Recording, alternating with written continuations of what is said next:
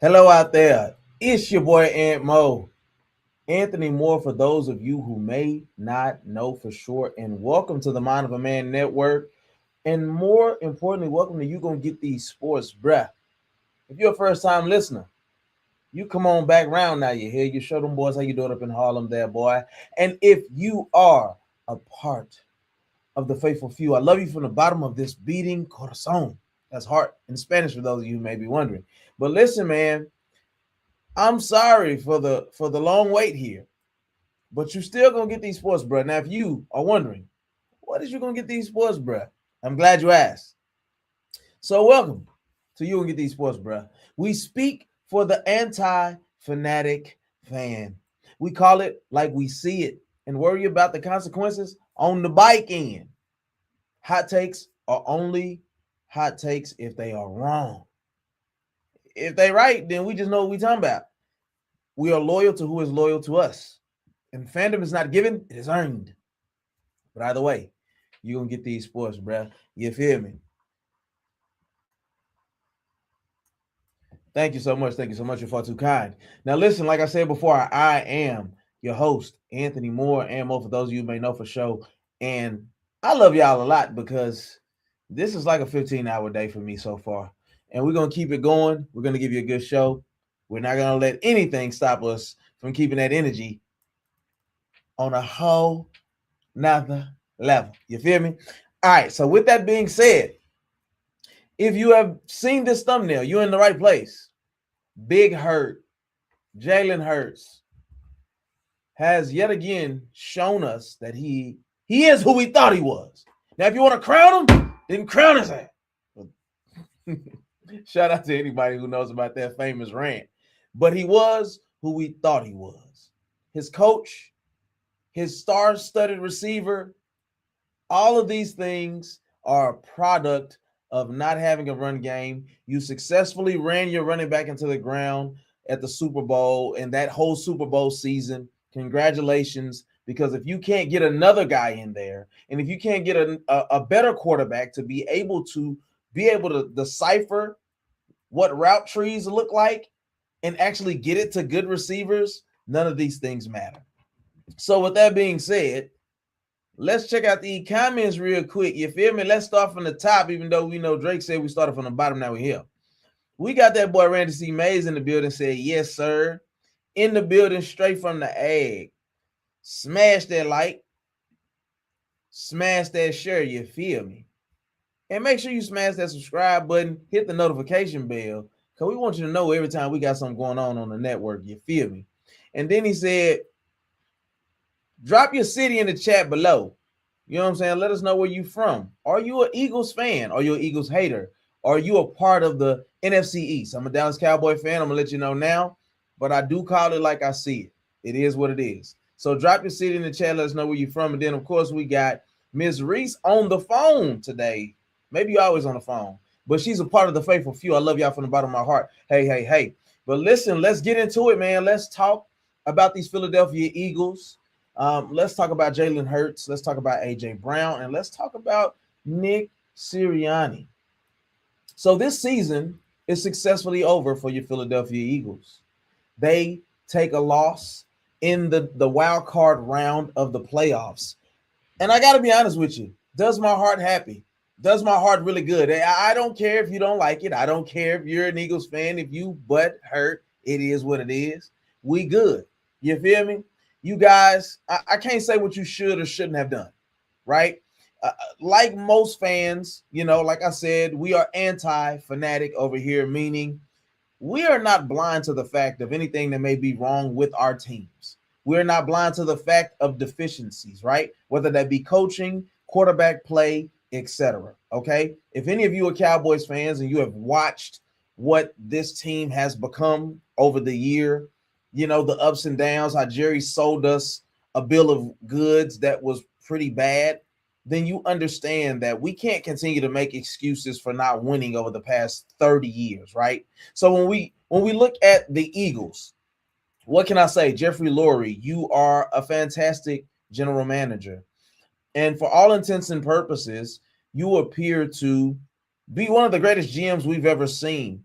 To be able to go through a few different iterations of quarterback to always find a way to make yourself relevant in the draft.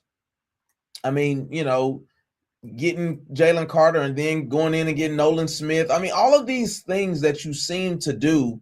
Cooper DeJean, first team All Pro, even though we toasted him. That's neither here nor there. Listen, this team is not short of the ability to win. My question to you is this: who is, in fact, the blame for the Philadelphia Eagles' quick, swift, and early exit from the playoffs? Is it Nick Sirianni's fault?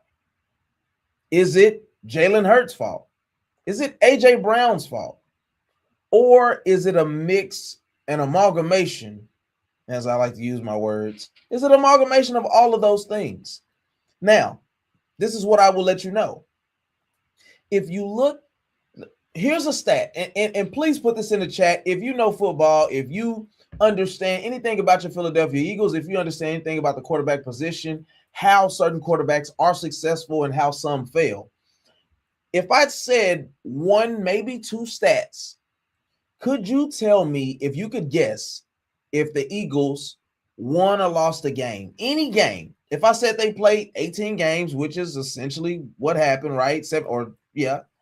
18 games, 17-week season, regular season, and then they played in the wild card, right? If I said, can you guess the stat that determined this game? Could you tell me what it is? Put it below in the chat. Because I didn't even put down what Jalen stats. That's what he's devoid of. Jalen Hurts stats. What I put down was two things. Two things and two things only. He threw the ball 35 times.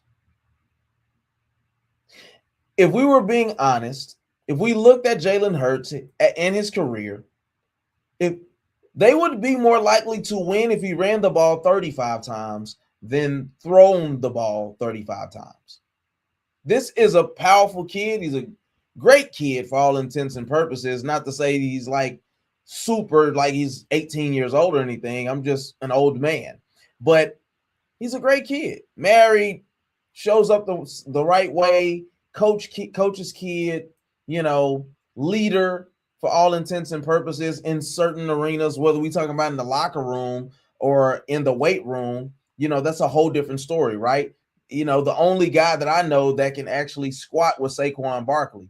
So those things are all great, right? But when it comes to the quarterback position, Jalen Hurts should never, and I repeat, should never have to throw the ball 35 times. In 35 attempts, he threw for less than 200 yards passing. That is atrocious if I've ever heard a stat from a quarterback in the National Football League. We know what his route tree consists of. It is a deep ball, which he is actually pretty proficient at, and a slant. That's what he's good at.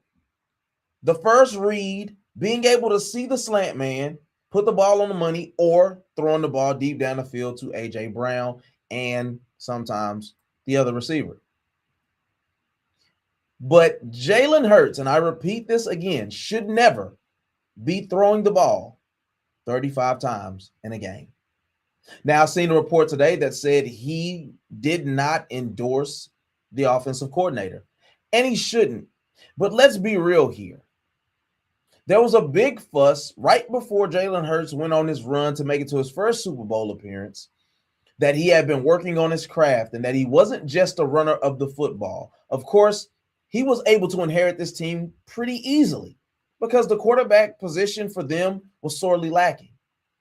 So whether you're talking about a Nick Folk or who was the other guy that got hurt that was from North Dakota State, whatever his name was, he should have won MVP, tore his knee up. Nick Foles goes on a run like crazy. They win the Super Bowl. That team's never the same. Jalen Hurts gets drafted, and he inherits that team pretty easily. So I would argue with you. And before we get into that, hold on, let me go back and say, why don't I own a team? Because I'm waiting for you to fund me, my boy.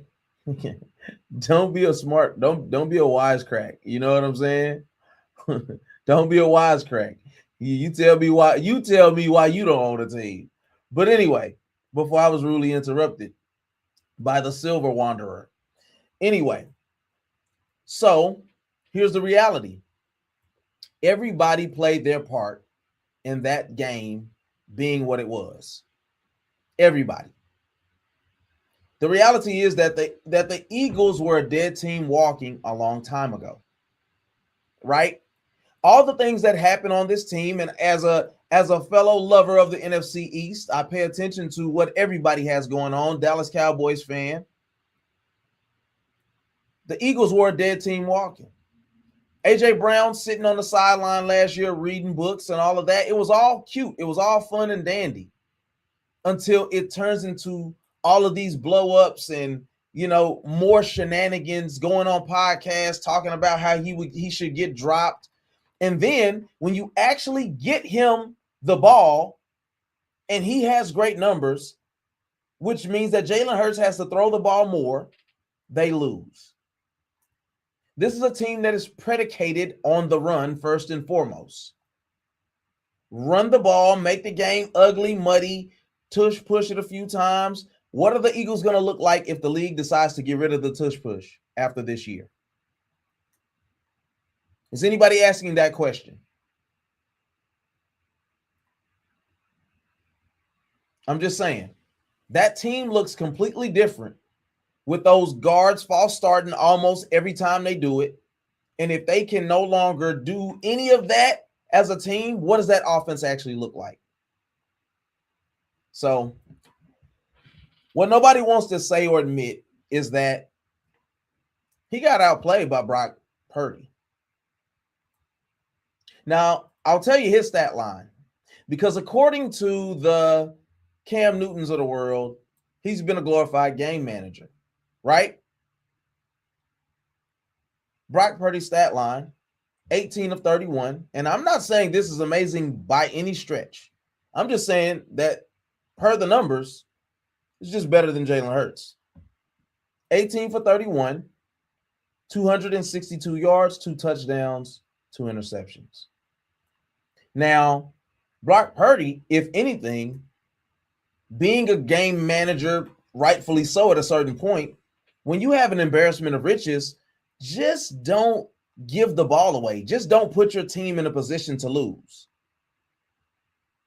Injuries have derailed the San Francisco 49ers for years. Probably the main reason why they haven't went to many more Super Bowls or actually won one. But just if you were wondering, Jalen Hurts, QBR 40. 40. So, AJ Brown has done a very good job. What up, David Rodriguez? What's going on, my guy?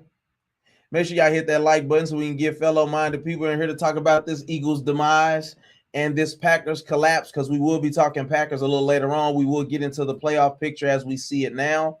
And I want to kind of talk about George Pickens being snubbed for the first team All-Pro team. So, yeah. But anyway, AJ Brown. It's amazing how he did all the complaining. They had private meetings. He talked with the owner. And when he got the ball more, they actually lost. When Jalen Hurts throws the ball over a certain amount of times, this team loses. It's just a fact. You have truly, this isn't a knock to anybody else. It is what it is. You truly have a glorified running back that can throw a spiral in Jalen Hurts. I apologize to Rain Dakota Prescott for ever saying that Jalen Hurts was a flat-out better quarterback than you. I was hurt. I was mad. My soul burned within me for the mediocrity that the Cowboys have displayed over the years. But the reality is, Jalen Hurts, as a pure quarterback, passer of the ball, cannot hold a candle to one Rayne Dakota Prescott in his 10th year. That is showing that he has the staying power and ability to maybe not get better, but to execute at a consistent level. Jalen Hurts. Was it Jalen Hurts or Nick Sirianni's fault? What is the main reason that this team is inept? Here's the reality. There was talks all year about the offensive coordinator not cutting the mustard. People not understanding the flow of the game. The other reality, no, it's not AI. I'm a real person. Hit the like button, hit the subscribe button, and tune in for the show, my guy. No AI over here. But anyway, AI can't do that. It'd be something funny with them elbows and them fingers on that AI, kinfolk. Anyway, but yeah, this team wins a certain way. The Philadelphia Eagles we're talking about. And they truly have a glorified running back. The guy's elite. Here's the thing that I've said all year. And I've not heard many people say this, to be honest with you, but it is what it is. Y'all can have it, kinfolk. This is free. This is public domain at this point. Patrick Mahomes and Jalen Hurts, up until this point in their careers, have been so successful because they are truly the best at situational football. When you give them down and distance to go, game on the line, 2-minute drill, we need this play. There's been nobody better in the NFL than Jalen Hurts and Patrick Mahomes. And therefore, we've seen them in multiple Super Bowls. We've seen Patrick Mahomes win multiple Super Bowls. Now, he's an elite arm talent for sure. But situationally, above the ears, great at situational football. Now, who isn't good at that? And the difference between these two quarterbacks and these two coaches is only one of those coaches is also great between the ears. Nick Sirianni is a nincompoop. He embodies what the Philadelphia fandom and what that whole city represents. Just a bunch of vibrato and garbage and, yelling and smugness and pride and arrogance and ego. That's what that city and that team represents. And that's fine. Because if you win, it doesn't matter. But the Philadelphia Eagles are in grave trouble. Because the system truly works the best when they are using it where the running back is running 80% of the time, Jalen Hurts is running 20% of the time, and they throwing it whatever the other percentage is. And yes, I understand what the percentage was. You lost to a severely battered 49ers team at home. Do I have that right? They lost at home at the amazing Lincoln Field. We knew this was coming. It was only a matter of time. The Philadelphia Eagles are not a good team. They just are able to play their brand of football a little bit better than everybody else at times. Not a good team, though. It's like having Michael Vick back in the day. His teams weren't good. He just did what he did really well, and that equaled success. But when it got to the playoffs, when it got to crunch time, you can key in a little bit, or you just put up so many points that they can't keep up. This Eagles team going to give you about 20 points a game, if that. They are the epitome of smash mouth football. That's it. Dallas Goedert is going to be your most consistent player. That's the Eagles. But when Saquon wasn't breaking long runs like he did last year, late in games and in the playoffs, people forget. And oh, how quickly we forget that last year, a lot of those games looked like the Eagles were blowing teams out because once teams got tired, Saquon's busting one for 60 yards. And once you do that twice in a game, now the yards are piling up. Now, mind you, I still believe, and this is why you got to go with your gut. I personally believe they still should have went for that record with him last year. Yes, you got a Super Bowl. I'm happy. I'm not happy. Screw the Eagles. But what I'm saying is, cool, you got that's legacy. Getting a ring as a team, that's legacy. But you know what else is legacy? Breaking a rushing record that hasn't been touched for a very long time. Single season rushing record. That matters. That's something that also puts you into the Hall of Fame. If we could be honest, before this season, nobody was talking about if Saquon Barkley was a Hall of Famer. Injury prone, yes. Full of talent, absolutely. Not a Hall of Famer. You break the single season rushing record. You lead the league in rushing. You also win a Super Bowl. Now we're talking different. See, we can talk about legacy and he can be selfless all he wants to. But at the end of the day, you're hoping to have the longevity. What if last season was the best he'll ever be?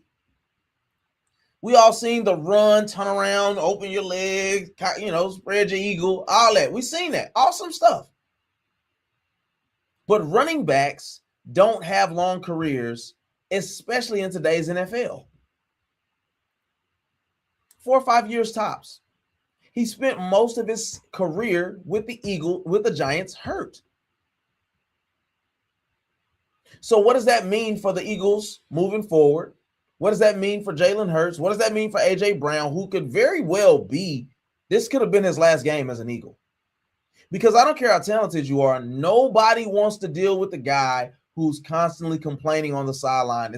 Diva receivers have been around since the beginning of time, and they also get traded after antics like we've seen from him all season. Because see, after you go talk to the owner, if you're A.J. Brown, if you're that ownership group, we only got one talk in us. And then we got a decision to make. And 9 times out of 10, I'm going to go with my Super Bowl winning quarterback. Because the reality is Super Bowls are going to be won or lost on the back of a quarterback. Even if it's the wrong decision, shout out to Russell Wilson. So, A.J. Brown, when it mattered most, you were dropping balls, buddy. And this is why it's okay to complain. It's okay to complain. And we'll move on here really quickly because we've been talking about Eagles far too long for my liking. But you got to be able to take your medicine. You got to take the crooked with the straights. Shout out to Troy. Crooked with the straights now. Got to take the crooked with the straights. Shout out to my people who watch fences. You know what I'm saying? You got to take the crooked with the straights. But you have let your team down on multiple occasions. And what I can appreciate is that you take ownership for what you've done bad. Dropping balls. Hey, I should have came up with that. But you got to be careful. Because only the best of the best answer the bell consistently time after time after time. The Michael Irvins, the Jerry Rices of the world. The Larry Fitzgeralds. Just the Randy Mosses. The Terrell Owens. I wish he would shut up sometimes, but yeah. So yeah. So all I'm saying is it Sirianni? Is it Jalen? Was it AJ? I mean, all of them can get that blame, baby. You all suck. And I'm fully aware. that your Dallas Cowboys didn't make the playoffs. Fully aware of that. But our offense averaged 30. The defense sucked. So I don't know what actually happens to Nick Sirianni. I don't know how well he's doing with that guy. Is not a, I don't care what y'all say. That guy is not a good coach. His players bail him out quite often. But y'all put below who you think is the problem. It's simple. Jalen Hurts, Nick Sirianni, A.J. Brown, whatever. So let's move on to your Green Bay Packers, man. Yeah, hold on, kid folk. Let me get the right one for them.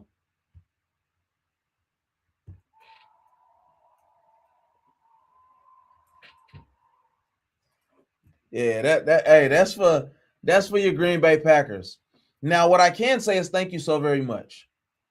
Due to your great efforts in collapsing in a playoff game, your Dallas Cowboys get the 12th pick and the 20th pick. Who's to blame for this loss? That is the question. Green Bay Packers versus your Chicago Bears. Who is the reason for that loss? Let me remind you of a few things. Matt Lafleur has been the coach of the Green Bay Packers for 7 years now. He's been around since 2019. Young gun coach, all the promise in the world. You have the tail end of Aaron Rodgers, and you do nothing with it. Let's be clear, you do nothing with it. Then you have Jordan Love coming up the rear. Was a young protege. One thing that I got to give the Green Bay Packers credit for, because nobody's talking about it, how they are the best in the game at developing quarterbacks. Period. Aaron Rodgers, Jordan Love, and did y'all happen to see Malik throwing the ball? They all throw the ball the same way. It's like now he's got a little zip on it. He kicking the leg out when he's throwing the ball. Like, how are they able to develop these quarterbacks like this? It should be studied. But Matt Lafleur should also be fired. Like I said, Matt Lafleur been coaching for 7 years now. Ben Johnson, high-flying, dynamic offensive coordinator, came over from the Detroit Lions. We've seen what happened to that offense in a year where they didn't have him. Dan Campbell's looking like a shell of himself. Ben Johnson, oh, no big deal. Just actually made the playoffs. First-year coach. Oh, they actually make it to the playoffs and win a playoff game. Detroit Lions are sitting at home. He's King Petty because he mimics the same thing that Matt Lafleur does when they beat them earlier in the season. Not super early in the season. I think it was like week 13 or 14 or something like that. Is it Jordan Love's fault or is it Matt LaFleur's fault? Mind you, Jordan Love, 4 touchdowns, no picks. Still lose the game.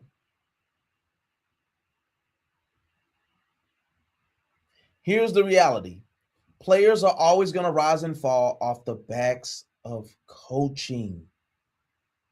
Coaches coach, players play.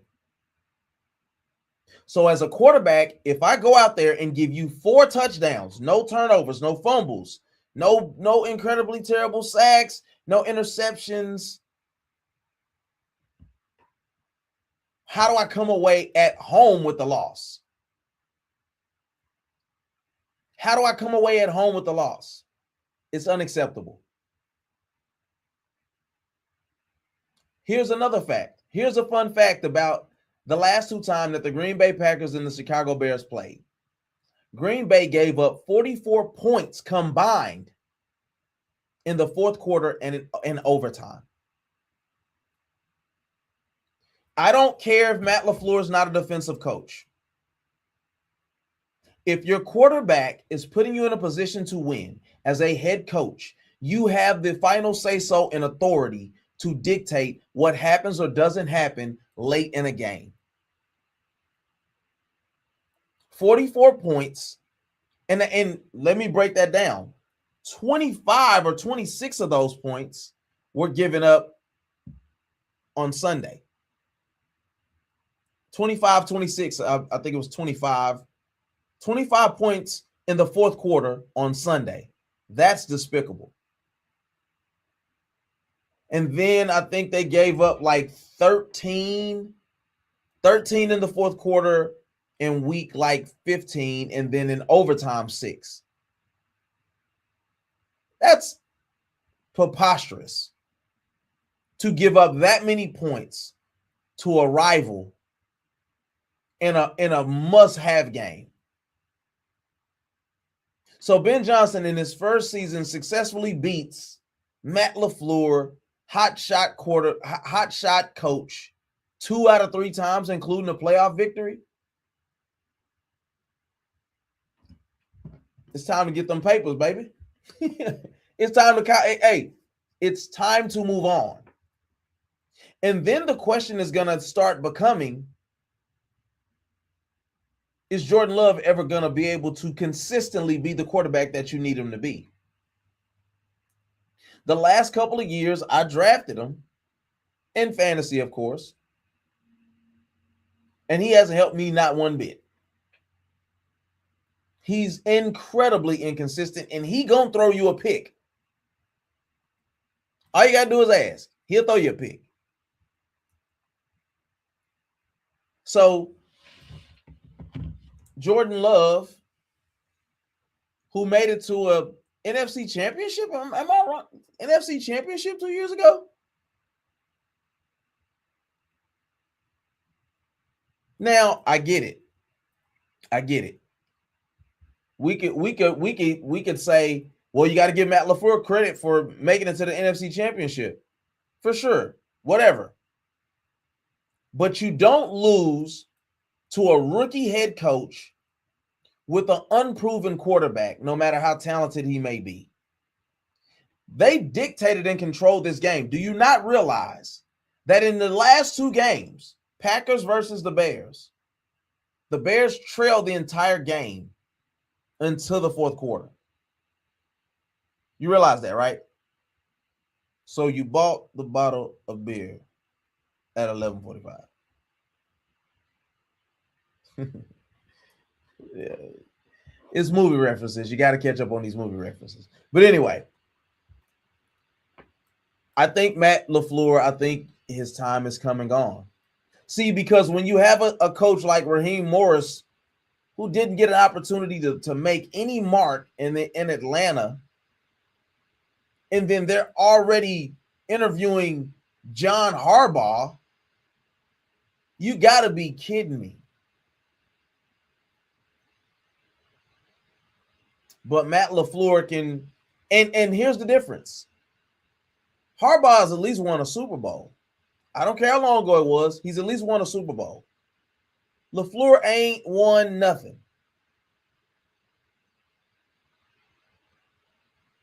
But we get to discuss if he's gonna be around for the future. Yes, Jordan Love endorsed him, but most professionals would endorse their quarterback. Would endorse their coach.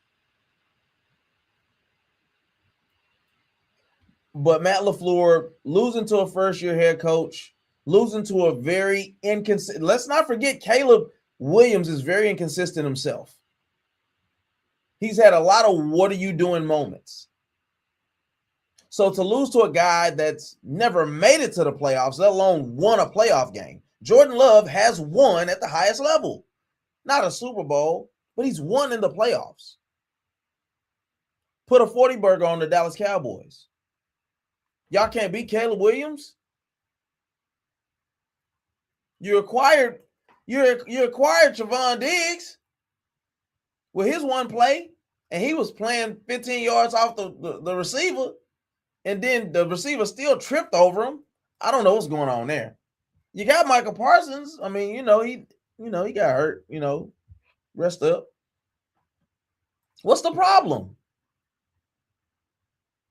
Matt LaFleur's the problem. You got to go, buddy. So we move on. Let's look at the playoff picture. Let's discuss the playoff picture. All right. Now I will say this, and I don't have this previously recorded, or nothing like that. So you don't have to believe me. But I am successfully 5-0 in calling these games so far. I'm 5-0. And I have the Texans winning. There's no reason that the best defense in the NFL should lose to a 49-year-old quarterback. It just shouldn't happen. I don't give a crap. People talking about DK Metcalf being back as if he was throwing them touchdowns and all this crap before he got suspended for 2 games. A part of DK's frustration is he can't get him the ball. He caught a slant and took it 80 yards one week, and he had to work for that.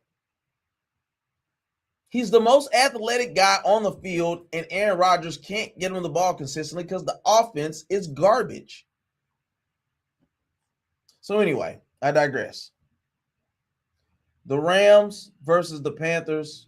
The Rams pull it out 34-31. I thought they was going to lose that game. That got me thinking differently about the Rams, because I was thinking it was going to be Rams versus New England Patriots or something like that, But they got it done. It don't even matter. The Panthers, you got to be impressed by them. I say kudos to them, but the Rams pull it out. We just talked about Packers versus Bears. Bears win 31-27.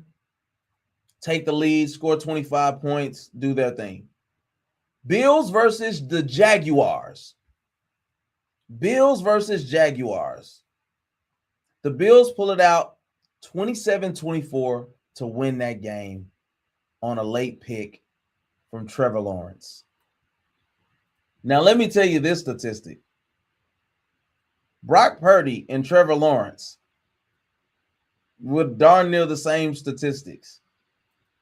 Trevor Lawrence, 18 for 30, 207 yards passing, 3 touchdowns, 2 interceptions, 30.2 QBR. 30.2 QBR. Worse than Jalen Hurts, who threw for less than 200 yards.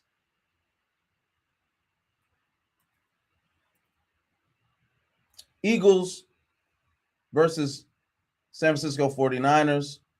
49ers pull it out 23-19. AJ Brown got Butterfingers. Hey, and I'm going to tell you another thing. AJ Brown be terrified to go over that middle now. A lot of those balls that he ends up coming short on, it's because he don't want to go across the middle. You say what you want to say. Let me tell you what my eyes see. And then we have the Patriots defeating your San Diego Chargers, Los Angeles Chargers, whatever they are these days, 16-3. The battle of Justin Herbert versus Drake May. When are we going to be real about Justin Herbert? Is anybody willing to be honest about who Justin Herbert actually is? Somebody called him a social media quarterback. People got all up in arms. He's a social media quarterback. He's cool. He got all the commercials. Awesome. He doesn't win. He's supposed to be superior talent, all of that. Justin Herbert gave up a 28-point lead against the guy who's very inconsistent himself in Trevor Lawrence. Let's not forget about that.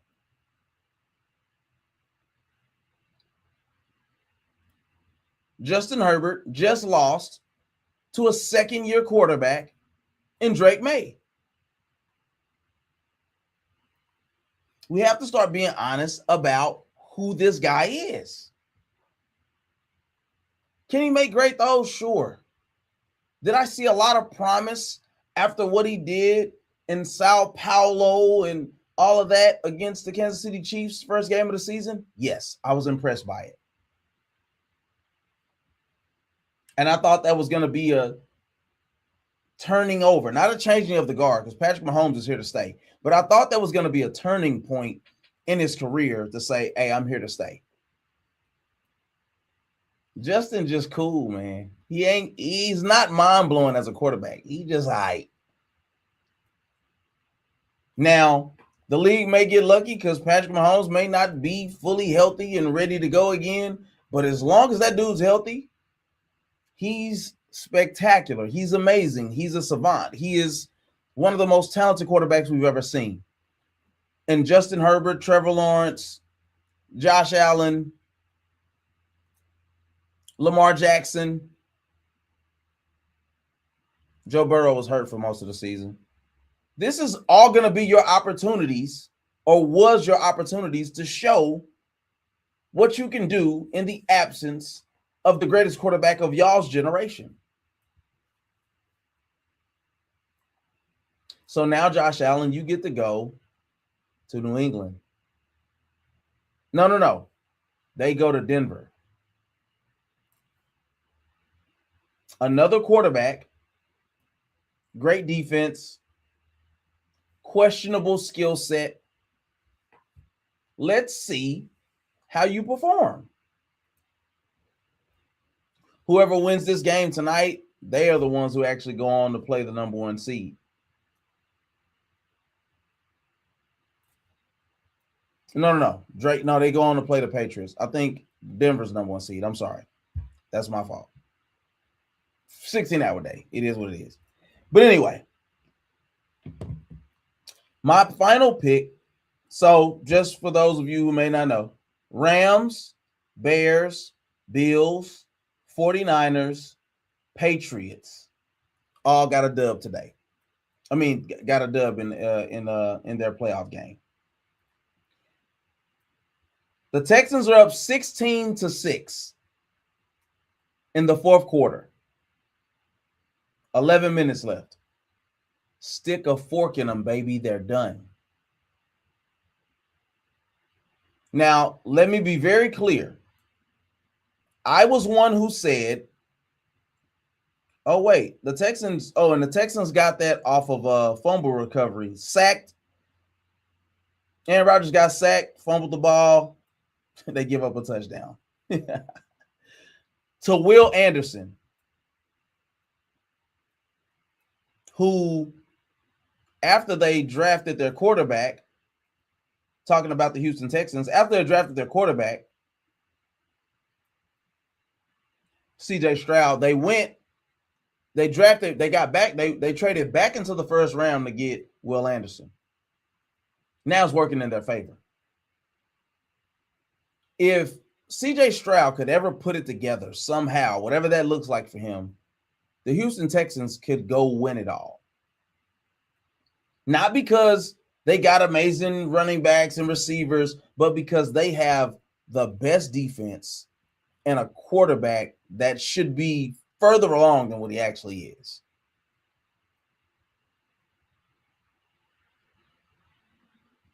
So anyway, I'm looking forward to Aaron Rodgers hitting the bricks. With that being said, let's move on. Last thing. This is the last thing. Like I said before, I'm a Dallas Cowboys fan. George Pickens not only was a top yard getter, he was a top touchdown getter this year. He had more yards and touchdowns than Jamar Chase. Didn't have more receptions. They literally had no choice but to force feed Jamar Chase the ball. That doesn't take away from what he was able to do with the receptions. But if we're really judging this based off of what we saw on the field, not popularity, not if you're not because you don't like the personality of the receiver. And that's the thing that I don't like about having voters who either had no skill set or ability to play the game in which they are actually voting on, whether that's for Hall of Fame, whether that's for first team All Pro, because otherwise Heisman's vote on the Heisman. You know what I'm saying? They have a vote, you can't justify why George Pickens is second team All Pro. You just can't. I don't care if he has 10 more yards. I don't care if he has 2 more touchdowns. You outperformed in most major statistical categories. Here's the thing. I guarantee you, if you go look up the numbers, Jamar Chase also had games where they were like, is he playing today? George Pickens had one against the Eagles. No, I'm sorry. Earlier in the season, the first game against the Eagles, he wasn't, he wasn't really targeting him like that. Ryan Dakota wasn't really targeting him like that. But the Lions game, yeah, I'm not gonna lie, he looked like he didn't want to play football. But somehow I rise. So all I'm saying is we got to stop taking the emotionality out of it. We got to stop saying, well, he's not my type of personality. Athletes, former athletes, have an ability to look at players and judge them by what they do or don't do on the field efficiently. Not if they shook my hand. Not if they smiled when I see them. Not if they were a great interview. And those type of dynamics have to go away from professional sports. The maturity has to return. And there needs to be an ability by sports pundits and journalists to be able to see it for what it is. You and the movie references. Hey, I live life 1/4 mile at a time. Shout out to Dang Fast and Furious. Dom Toretto. If you're not first, you're last. But anyway, literally, if it's movies or music, I'm gonna probably use it to explain something. But anyway, y'all, this is one of my shortest shows. I'm leaving a little time on the clock. I ain't gonna lie to you. I'm beat. I'm fighting here. Can I for a quick second? I don't know if everybody on here is subscribed, but can I say this? I love what I do, and that's why I'm here right now. I love sports. I love God. I love entertainment. That's why I'm here. If you are not a regular to this channel, to this show, to this network, please do me a favor and hit the subscribe button. I would greatly appreciate it. I do a lot of work to show up for you guys. And listen, you don't have to if you don't want to. You can tell me to shut my face. You feel me? But I would appreciate it. I'm tired. I'm going to go home, rub my feet together, and go to sleep and celebrate Aaron Rodgers sucking balls and getting out the playoffs. Listen, man, we'll be back on Wednesday with Church Flow, and we talking about mega church madness. We got to get into it. It's a lot of things going on in the church space, and so I look forward to you tuning in. As I end every show, life is hard enough, so please don't just live elevated. Until next time, I love you. May the Lord keep you. I'll see you at the next show. Peace. God, faith, family. Best Man Holiday is so overrated. That's such a regular movie. I won't argue with y'all, but Best Man Holiday is such a regular movie. It's not really entertaining if I'm being honest. And then they came out with that what is it? What was it? The miniseries. It was cool, but Best Man Holiday is so. Listen, the wife dying, that scene at the casket, like knock it off, bro. That was some of the worst acting for Morris Chestnut ever. Him delivering the baby at the end, it's goofy. Like, listen, some stuff we got to leave alone. It's like Coming to America too, kinfolk. Leave that alone. Let me alone now. Don't make me watch this. Don't make me do this to you. But anyway, that casket, see what I'm saying? That casket scene was terrible. You want to lose your job? We still got to finish that one. But yeah, that casket scene was horrible. Come on, man. I watched this dude die on TV. I thought Ricky was dead for 10 years when I was a kid. Then you give me that scene? Knock it off. Anyway, man, I love y'all, man. Y'all come tune in, man. We have a lot of fun on network, man. Y'all be easy. Why now? You'll lose your job.